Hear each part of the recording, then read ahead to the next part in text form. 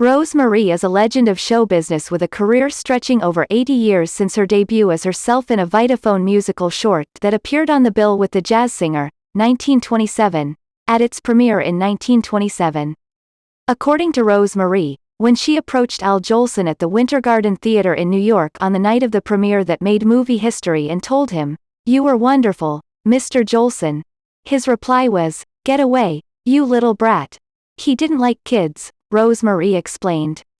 Her first credited appearance is in another musical short, Baby Rose Marie the Child Wonder, 1929. In 1929, the legendary performer was born Rose Marie Mazzetta on August 15, 1923 in New York City, the daughter of an Italian-American father and Polish-American mother.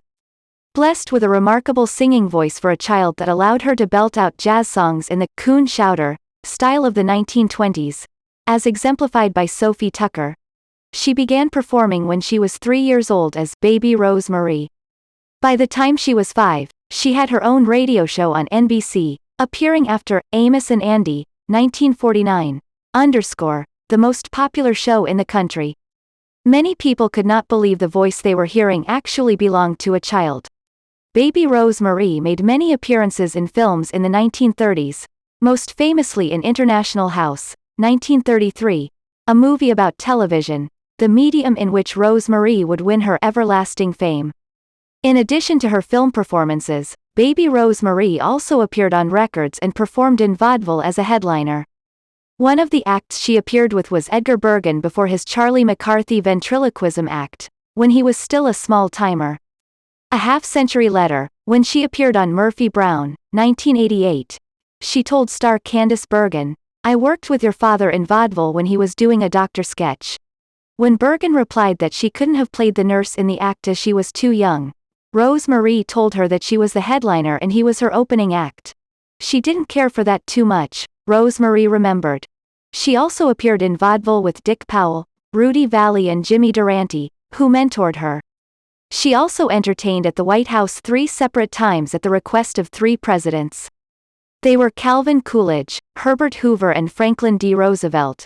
She transitioned to becoming a nightclub chanteuse as a teenager, playing all the big nightclubs and hotels in New York, Chicago, Atlantic City, Las Vegas and Miami, Florida, usually in mob-controlled venues. Prominent mobsters, who called her the Kid, liked her and protected her. A young Milton Berle, whom she had known since she was a child, wrote some of her material, as did Maury Amsterdam, her future, Dick Van Dyke, co-star whom she knew since she was 9 years old. After the war she married trumpeter Bobby Guy of the Kay Kaiser Orchestra, in 1946. She made her Broadway debut in 1951, co-starring with Phil Silvers in the hit show Top Banana, 1954. She also appeared in the 1954 film adaptation. Rose Marie also appeared on radio on The Phil Harris, Alice Faye Show, playing the sister of Sheldon Leonard, who would later hire her for The Dick Van Dyke Show, 1961, in his capacity as executive producer. Rose Marie had a career resurgence as an actress in the 1960s, starring in 3 sitcoms during the decade.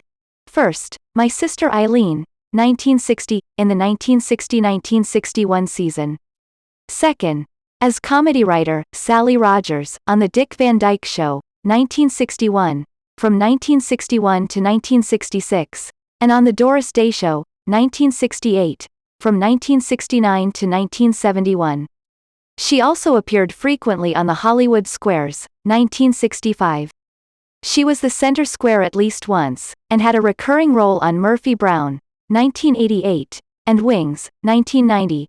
She also kept her singing career going, touring as part of the musical revue, 4 Girls 4, from 1977 to 1981 with Rosemary Clooney, Helen O'Connell and Margaret Whiting. Now approaching 90, Rose Marie continues to make occasional appearances.